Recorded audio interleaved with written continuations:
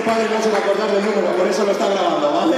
Eso viene todo de familia. Mira a tu hermano, hay un poquito que no le va, ¿eh? Venga, fuerte aplauso para Lara. 11:07. Acuerda, vale, lo tienes grabado.